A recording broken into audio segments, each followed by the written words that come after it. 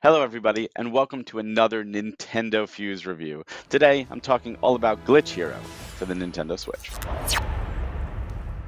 So, Glitch Hero came out November 28th of 2024. It was published by Artax Games and developed by Didactoons. And fair disclosure, I was provided a review code for this, so thank you very much. Now, Glitch Hero, at first glance, is a Zelda-style top-down action-adventure game where you help the young hero Ada, who really wants to be involved in her father's research in this really cool world. But as you start playing the game, you start realizing it's a little more. The game itself is more on the easy side, and I was like, is it just me? And then I realized this game is designed to help kids learn coding. Thanks to the glitch, with the Eggsy hammer, you can code anything. You can code, right? And I thought that was really interesting because you have these Zelda-like segments where you have dungeons and you have to go through and find your way through dungeons. You have enemies trying to attack you. You have different moves. You have power-ups. You gain currency and you can use those to upgrade yourself. But then you get these segments where you can't move a traditional way. You have to get to the goal or shoot a certain number of switches or whatever. And the only way to do that is by inputting a string of commands and then hitting run. And those commands involved, at first it's like move forward, turn left, turn right, and shoot. Simple. But then you start getting limits on how many you can do, and you have to use loops. And you have to say, well, I only have 3 spaces to move forward. I only have 2 turns and I only have 1 shoot.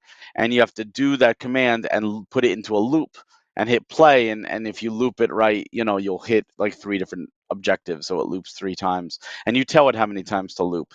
I thought that was really interesting.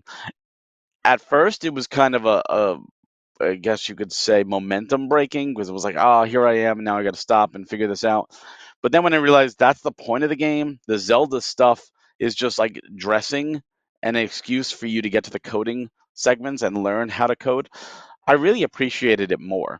So this is, if you like Zelda, I mean, you'll probably enjoy it. There's a bunch of different worlds and dungeons to explore.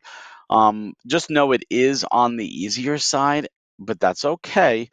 But if you really either A, want to get into coding yourself, or you have a child that is interested, or you want to try to get them into the coding world, this is a great way to teach them that because they're getting to play a video game while learning about loops and algorithms and coding and all that stuff.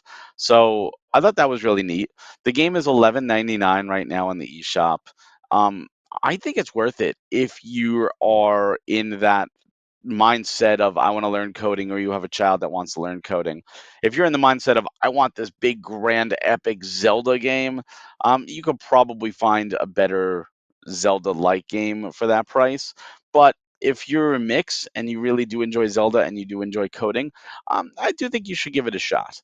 It took me by surprise. Just know it is on the easier side. Even by default difficulty, like I died just a few times, but it was mostly my fault. If you enjoy reviews like this and other gameplay videos and game chats that we do, plus our industry talks and our podcast that we do bi-weekly, please subscribe to Nintendo Fuse right here on YouTube or go to nintendofuse.com. We greatly appreciate the support. Well, have a great day, everybody. Thank you so much for watching, and we'll see you next time.